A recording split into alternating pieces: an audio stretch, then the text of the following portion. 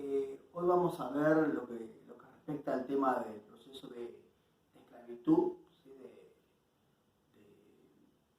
de abolición de la esclavitud en América Latina, un proceso realmente prolongado, ¿no? Pero la idea de este video es un poco dar una introducción.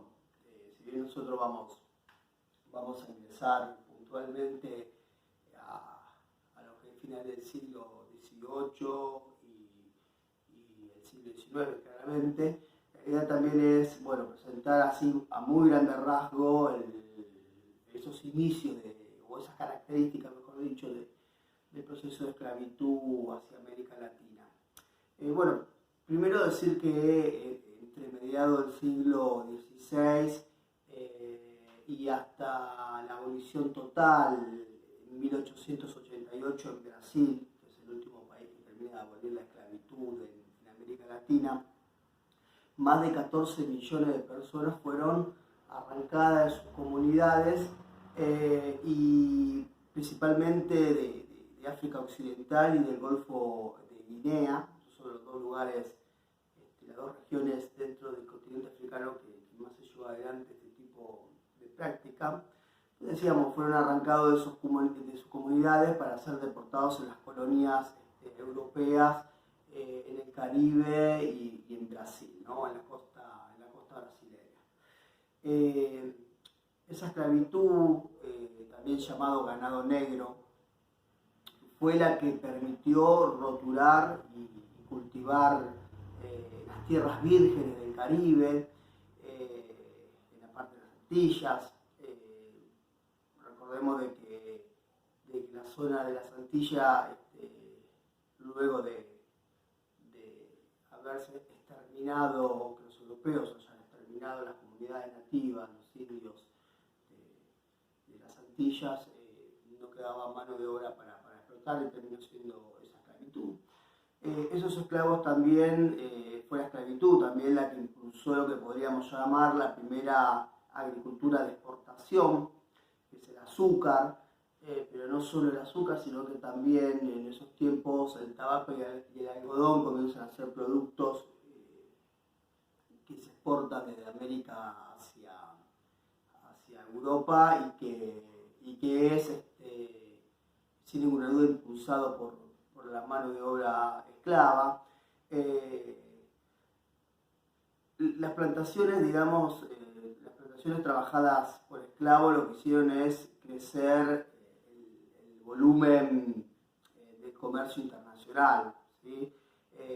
Estimularon el desarrollo de un conjunto de industrias de transformación como la refinería del azúcar,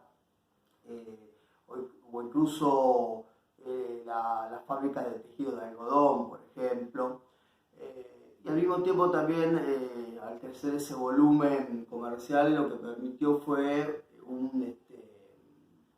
una importancia cada vez mayor de determinados centros portuarios, ¿sí? Una importancia de los puertos, ¿no? Comenzó a prosperar esos centros comerciales, por decirlo de alguna manera.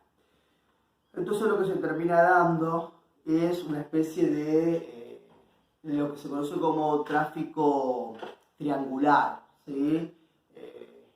Que sería algo así. Por un lado, dentro de ese triángulo tenemos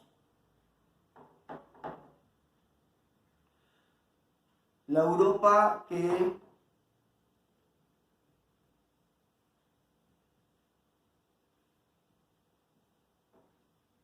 ponemos para que se comprenda. Que ponemos para que se comprenda así. En ese tráfico triangular nosotros lo que tenemos son tres puntas, ¿sí? Estos tres continentes puestos en juego. Tenemos por un lado Europa, tenemos por el otro lado África y por otro lado América.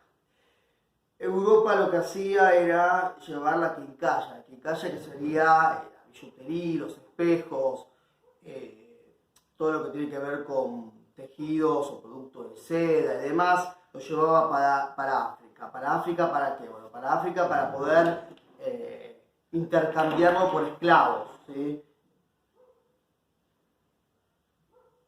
Intercambiarlo por esclavos. Entonces, en esos intercambios se podía dar de dos maneras. Por un lado había claramente europeos, fundamentalmente británicos, portugueses, holandeses, que se dedicaban, franceses, que se dedicaban al comercio de esclavos, ¿sí? Y también habían propias personas del África que se encargaban de atrapar, ¿sí? Lamentablemente se tiene que utilizar ese término porque así es ese contexto histórico de atrapar otras personas para luego poder intercambiarlos, ¿sí? Entonces desde África esos esclavos terminaban siendo vendidos a América, ¿sí?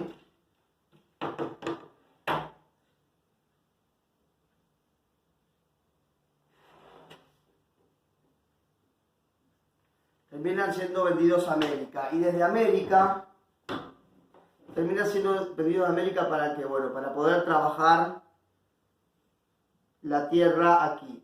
Y desde América lo que va a viajar, lo que va a proporcionar es la materia prima.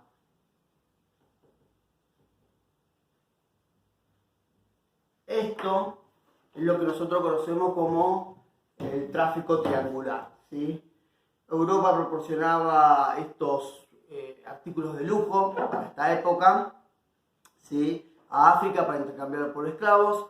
De los esclavos eran vendidos en América a los mismos europeos que estaban en América, y de América se explotaba la tierra y se terminaba enviando la materia prima. Entonces entraba este tipo de triángulo de juego comercial. Claramente lo que estamos viendo acá tiene que ver con un capitalismo, ¿no? Por eso claramente el texto de Eric Williams se llama Capitalismo y Esclavitud. Tiene que ver justamente con eso, porque hace ese tipo de lectura que es muy importante. Entonces está más que claro que sin los brazos y las piernas de estas personas que terminaban siendo esclavizadas, y sin la riqueza de América, con sus recursos naturales y demás, Europa no podía haber alcanzado nunca lo que tiene que ver con ese poderío económico, poderío político, poderío militar, ¿sí? sobre el resto de los continentes y del mundo, ¿no? Eso está claro. Entonces el tráfico triangular es fundamental para poder comenzar a explicar este funcionamiento del capitalismo, que nosotros, si miramos, y como dijimos en principio, el proceso de la abolición de la esclavitud va a ser un proceso de muy largo plazo. También lo que tenemos que decir que el proceso de esclavitud no sigue las mismas pautas y las mismas características en todos lados, así como hemos visto con el proceso de revolución, o por lo menos vimos dos casos solamente, pero bueno, está claro de que tenemos también en el caso de la esclavitud una abolición desde abajo y tenemos también una abolición desde arriba, es decir, impulsada por las mismas autoridades coloniales, como también desde abajo por los mismos esclavos. El caso más clásico de abolición desde abajo está en Haití, aunque hay que tomarlo con pinza porque termina siendo Leclerc, el cuñado de Napoleón, quien termina de dictaminar la abolición de la esclavitud en Haití, aunque bueno, la figura de Leclerc es muy importante, ¿no? Dentro de ese proceso y demás, y aparte es un proceso, la abolición de la esclavitud es un proceso de larguísimo plazo en el caso de Haití, desde Macandal, ¿no? Para adelante, de mediados del siglo XVIII, quiero decir, de 1750. Es muy diferente cómo se va a terminar de abolir la esclavitud en Brasil, por ejemplo, ¿sí? Muy diferente ese proceso, pero también en las Antillas, que las Antillas es como una especie de mix entre todo, porque bueno, dentro de las Antillas, teniendo en cuenta siendo colonias británicas, ¿no? Y este ejemplo demasiado cercano que fue el caso haitiano como colonia francesa. Entonces, bueno, un poco la invitación al análisis de los textos con los voluntarios y voluntarias que vamos a trabajar y vamos a ver esas consignas, es un poco ir comparando cómo se fue dando esos procesos de abolición y esclavitud. Así que bueno, nos vemos en un ratito. Si hay preguntas sobre esta breve introducción, ponemos abajo. Si quieren agregar algo, claramente también lo pueden hacer. Y vamos después ya con la